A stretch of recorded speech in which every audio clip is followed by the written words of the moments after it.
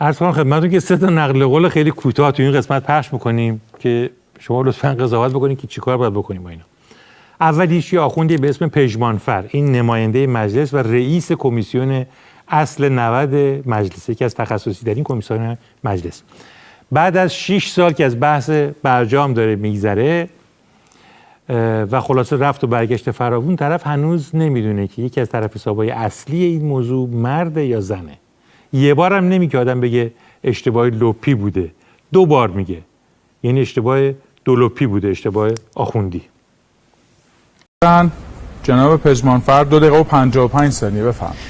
آقای وندشرمن میگه که موضوع در مورد مذاکرات وین میگه مردم باید قضاوت کنن. این حرفا دیگه گذشته آقای عبدی، مردم باید قضاوت کنن. مردم ما با این بحثا دیگه باید بیاد پای سفرهشون مسئله رو گفته دیده بشه. آقای وندشرمن میگه موضوع فراتر از بازگشت به برجام است. زیاد تعجب نکنین، این رئیس یکی از کمیسیون‌های تخصصی مجلسه. بریم سراغ یکی دیگه که رئیس مجلس بوده، همین مجلس، یعنی رئیس همه این دم و دستگاه. واقعا هم مدیونید اگر فکر بکنید که ریاستش بر مجلس هیچ ربطی داشته به اینکه پدر عروس خامنه‌ایه یا اینکه مثلا اون 19 تا منصب همزمانی که داشته این سلطان سادیزیستی ربطی داره مثلا به چیزی غیر از پرکاری و تلاشش و اینا، اصلا از جنس پارتی بازی نبوده. به هر حال حداد عادل رو بشنویم. اول انقلاب از هر 100 تا نوزادی که به دنیا میومد حدود 150 تاش در سال اول تولد میمرد. نوزا همچنین شمرده صحبت میکنه و اینطوری هم میکنه که انگار میخواد دیگه مولا درز این آمارش نره. اگه نخوایم به قطع و یقین بگیم که این طرف خلوچله، فقط یه راه باقی میمونه، اونم که بگیم نظام آدمکشا به مدار جدیدی رسیده که میتونه 100 نفر تحویل بگیره، 150 نفرشون رو بکشه.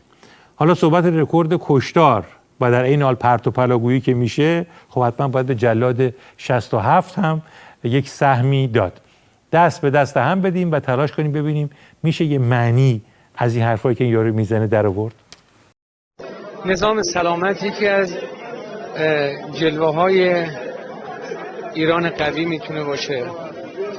حوزه سلامت یکی از جلوه‌های حضور مردم در نظام سلامت و ارتقاء نظام سلامت در کشور.